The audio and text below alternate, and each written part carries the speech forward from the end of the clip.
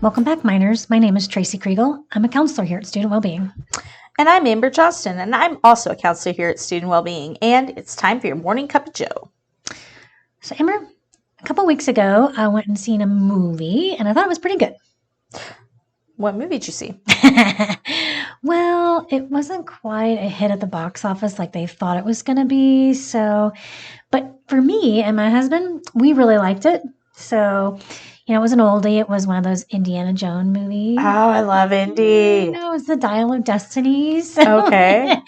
For us, it was a huge hit. Now, for my son, he was just kind of like, yeah, it was okay, Mom. So yeah, I've heard a lot of people didn't like it, and I kind of wondered because Indy, Harrison Ford's getting a little older, and I was a little surprised they made another Indiana Jones movie. I mean, those movies came out when I was a kid. Yeah. Well, my family and I enjoyed it. But when I was talking to my son, because he's going to be here a freshman here at Missouri S&T, he's like, it was okay, Mom. It was okay movie. But when we checked the reviews, guess what the conclusions were? That it was a little trying to go back to the past and revisit their glory days. It's kind of like that person that can't get past their high school football career. So Al Bundy in Married with Children, and he's focused on that one game in high school. Right. Yeah. Yeah. So the reviewers said the film lost watchers because there was too much nostalgia. Yeah. Yeah. They did that with the movie. I'm trying to think of the movie they made. It was on Han Solo. Yes. The Solo movie. They did that with the Solo movie. Yeah, it was. My husband thinks that they took old takes from the original movies because it was Harrison Ford was so young, unless they had a really good double for him. But he thinks they took old takes out of some of the original movies and then they pulled them forward into the Dial of Destiny. So it was really interesting, though, because I was old train takes. But I don't know if they did or not, so I'd have to go. Maybe they did. I don't know. But I thought they were really good. But it was old pieces from old segments of the original movies. The train scene, though, was with River Phoenix. She wasn't in it, but there was some old scene, old train scenes from early on, and it was really interesting because it was time. It was just really, really interesting. Yeah, I have to watch it. You just have to watch it. I thought it was really good. So, but it's slow. You really just kind of have to really be watching, and so anywho, it's a sad day for Indiana Jones fans because it is very nostalgic. I'm such a Harrison Ford fan. I know, it makes me sad. So good. He's really good. So, he's actually in a sitcom too. So, Shrinking. You and I talked about that. It's got Jason Segel in it too. So inappropriate for boundary setting for therapists, but it's a great show. But he's out there still working. So, Harrison Ford's awesome. But we can learn a lot from history. Really? I think we can. So. Well, yeah. It teaches us a lot about how things have it teaches us a lot about where things go and how things form. It's kind of, history repeats itself and all those cliches. Yeah, so even though people don't like the nostalgia, I think that there's some things that we can learn. So, but nostalgia sells. Does. Honestly, Ready Player One is all nostalgia. Yeah. And they're making a sequel, Ready Player 2. Ooh, got to check that one out. So it kind of brings us to our topic today, which is stepping through the portals of time. So I think there's a lot of references in the movie about stepping through the portal of time. So, and they actually go through the portals of time. Don't want to be a huge spoiler of the movie, so I'll kind of stick away from spoiling it. But we can all relate to there's tons of movies when you look up, if you Google movies that step through the portal. Time travel, yeah. So to mention Men in Black 3, Harry Potter and the Prisoner of Azkaban, Groundhog Day, Yeah. What else, Amber? Name some off. Back to the Future, Doctor Who. Absolutely. You've got Star Trek. Oh, yeah, absolutely. You've got Avengers Endgame. Absolutely. You've got Rick and Morty. Okay. They do it all the time. Right. Like, it's, there's time travel is tons of movies and games and everything about time travel. Yeah. Loved Endgame. Did you? Yeah. Yeah, I like Endgame. That was a really good movie. I'm a massive Doctor Who fan. Right? Exactly. Yeah. My husband's a Doctor Who fan too. So my I have oldest a TARDIS son. on my desk. Absolutely. You see the trucks that are driving around with the Doctor Who telephone thingy on it. Have you ever seen those? The telephone. The one with the TARDIS? Yeah. They have trucks with the TARDIS on it? No, it's the Doctor Who, the telephone. Was that Doctor Who, the telephone? Is that Doctor Who? Doctor Who, he has a telephone booth. Yeah, the telephone booth. Yeah, it's called the TARDIS. Okay, the TARDIS. Yeah, I've seen trucks with those on them. Really? You haven't seen those? No, yeah, I haven't absolutely. seen those. I have. I want to see. I want to know why there's random trucks with TARDISes on them. It's so cool. Yeah, absolutely. So we'll get off that, but I've seen it. It was so fun. So I want to pose this question to our listeners today. Have you ever stopped to ask yourself this question? What is the common theme in these types of movies that have time travel in them? Changing the past? Mm-hmm. Yeah. Maybe. So a lot of that has to do with that. So I want you to think about that. So as we think about this, I think you can easily say the characters in these movies are all trying to fix something from the past. Right. They want to change something. And so they're all Marty McFly trying to make his parents kiss at the prom. Right? Right, exactly. So for all of you students who are first-year freshmen, you know that this theme was welcome back. So you can kind of relate to some of these things that they've done during a week. And so I think you can easily say that they wanted to fix something. So each one of them had a goal or a purpose to try and change something that they wanted to be different in regards to their personal situation. And so for a greater good in their life or a greater good in society or in the universe or something. But that was what they wanted to do. So today on the podcast, what we're going to do is we're going to talk about how people in general resist change. Absolutely. And then we're going to look at a technique that assists people in breaking down resistance and promoting personal growth. That sounds very interesting, Tracy. I'm ready. You're ready? Exactly. So just like, the Avengers couldn't save the universe, right? Mm-hmm. We all know that. But we can learn in our lives to move forward. And I think that's the major important thing is we all want to have personal growth in our lives. Right. But it's hard. It's hard. If it wasn't hard, there wouldn't be multi-million-dollar industries built on it.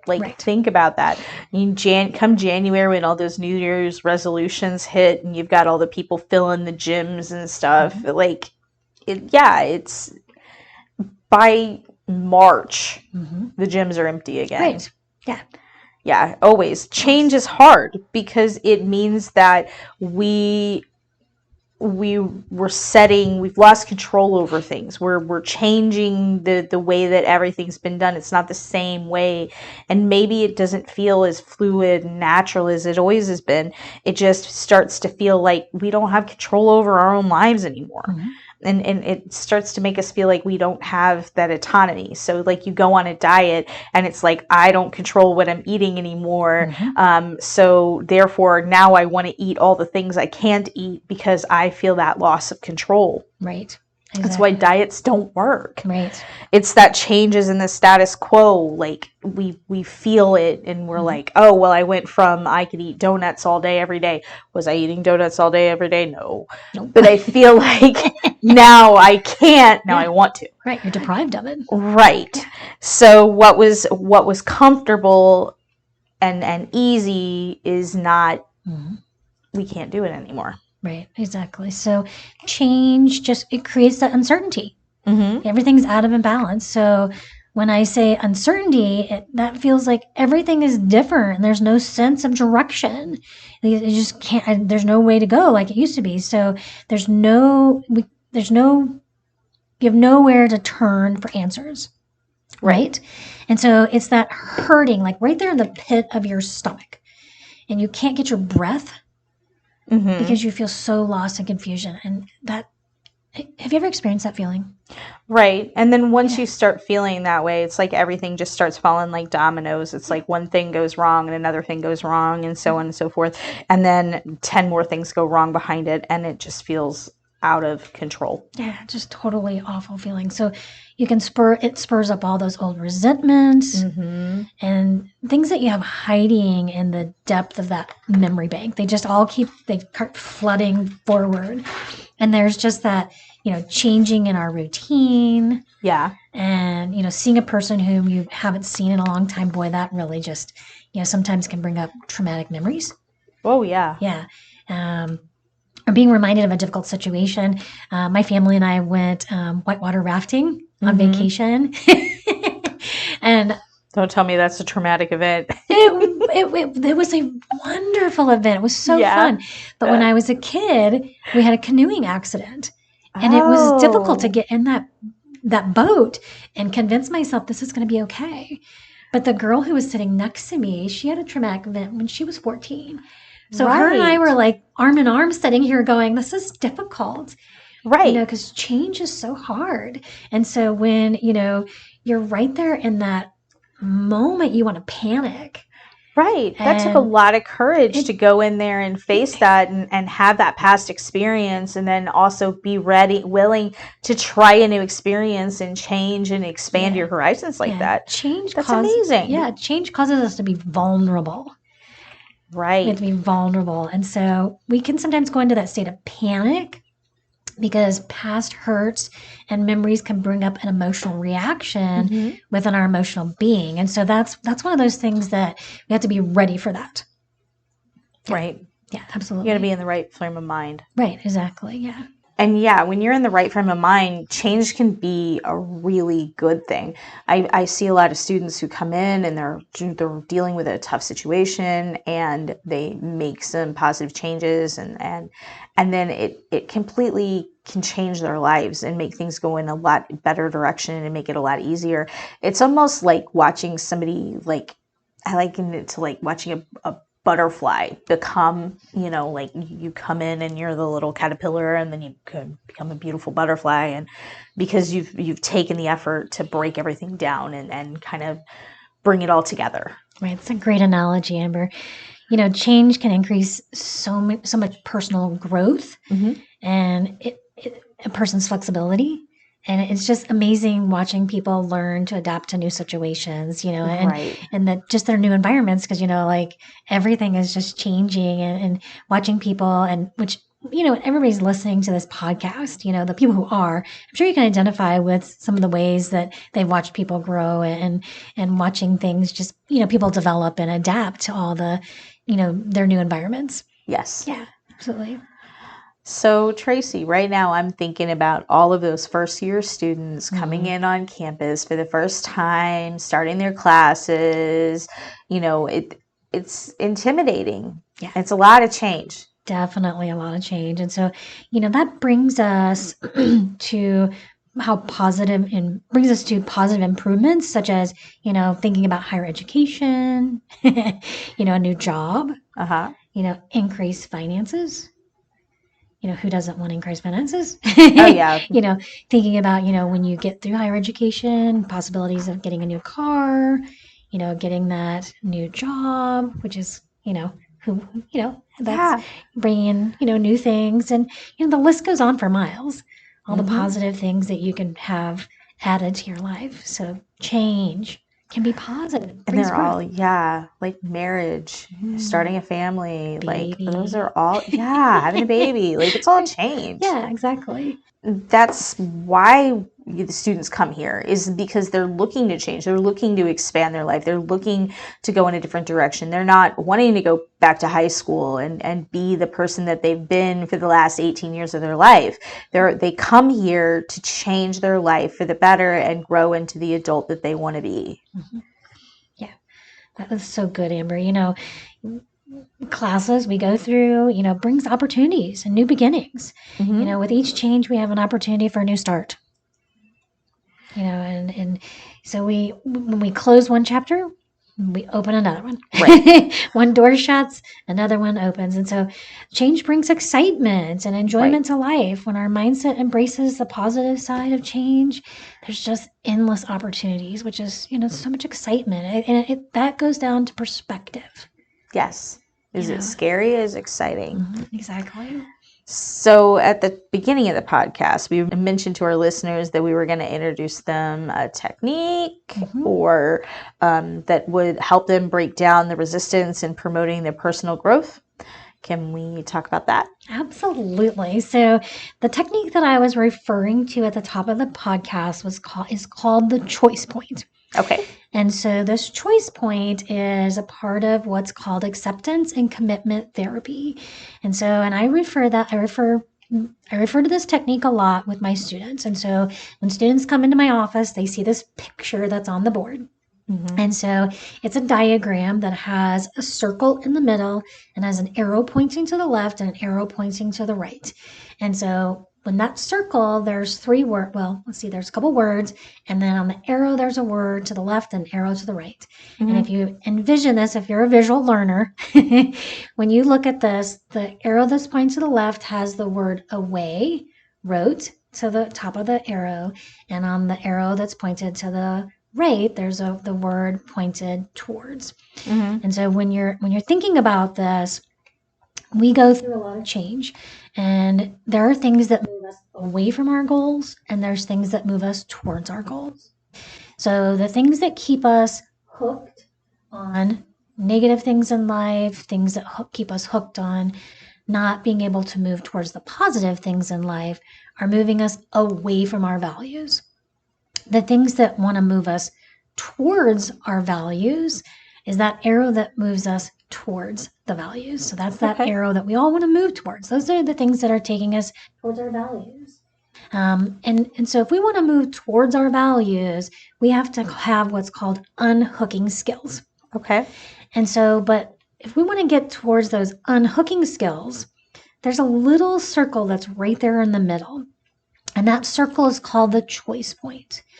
That choice point, there's words that are in the middle of that choice point, and those words are defined by our actions, our thoughts, and our behaviors and our emotions. And so right there in the middle, when you're looking at that, it's a great place for someone to start if they're stuck in the mode of dealing with resistance to change, to stress and anxiety. If you're stuck in that cycle of not being able to move forward in your life situation, this is a great place to look at what behaviors are you dealing with? What thoughts are you dealing with? What emotions are you dealing with? What is that situation you're dealing with? Because that's at that choice point. Are you moving away from your goals? Do you want to move towards your goals? So we're going to look at how can we employ some unhooking skills? Right. One of my favorite quotes that I like to use is every behavior is the result of an unmet need. Mm-hmm. So if we look at it from that way, your hooking points happen there because you're meeting a need of some kind. So if you're trying to unhook, wouldn't you essentially be trying to find a different way that would be more acceptable to the change you're trying to make and the goals you're setting for yourself, but meeting that need in a way that's conductive to that instead of the way that's holding you back? Right. Yeah, absolutely. When in acceptance and commitment therapy, are things that are moving us away from our goals are keeping us basically fused with those things. And so when when you think about your thoughts, when we brought up the ideas of people who are wanting to open that portal of time, just like in the Dial of Destiny, Harrison Ford, his son died. And so his wife blamed him. He thought his wife blamed him for his son's death because his son went into the military. And so they were getting a divorce because of the situation. And so he was so depressed about his son's death that he couldn't work through his marriage. And so he thought if he could go through the portal of time, that he could change his decisions and his son wouldn't be angry at him. He was so fused with his thoughts that he was depressed. And so he thought if he could go back through the portal of time, that he could change his decisions, he could change how he treated his son, that he could ultimately change his ways he had treated his wife, and he could change everything he had done. But he was so fused with his thoughts that it dictated his emotions, his situations. Right. And he was so depressed that I think he was a physics professor, wasn't he? Or geological, what was he? I thought it was archaeology. Archaeologist. Yeah, he was archaeologist, but he had lots of, worked in physics. He worked in geology, and so all you students out there that are studying all these things, this is wonderful. But, he knew his stuff. Mm-hmm. But he was so overridden from grief and emotions that he didn't see clearly where he was going or what he was doing. All he thought was, if I could just travel through this portal of time, he was so fused with his negative thought process that his choice point, he had forgotten that if he could have just thought clearly, utilized grounded emotions, and started moving towards his goals, his marriage could have been salvageable. Right. And so I won't be a spoiler as to what happens in the movie, but that portal of time wasn't his answer. No. And so your choice point is very important to look at. Yeah. Going back isn't never the answer. It's never the answer. And so choice points are very important. And what are your values? Looking at what your values are very important. It's using those unhooking skills. Yeah. And so unhooking skills are very important. We talk about these a lot in therapy. And so when you think about unhooking skills, Amber, what do you encourage your students to do as far as unhooking skills? And think about that in the sense of, what would you encourage a student to do when they're dealing with stress or anxiety? I would encourage them to take care of themselves, be kind to themselves, like that self-care stuff, looking at, is this activity or whatever, is it serving me and my goals in life, and again, trying to find those unmet needs, like okay, I'm not doing my homework. Why am I not doing it? What need am I trying to get met by spending, too many hours playing video games? Right. Like, what need am I trying to get met there? Right, exactly. Yeah. One of the areas I start with a lot of my students is I look at what is your thought process?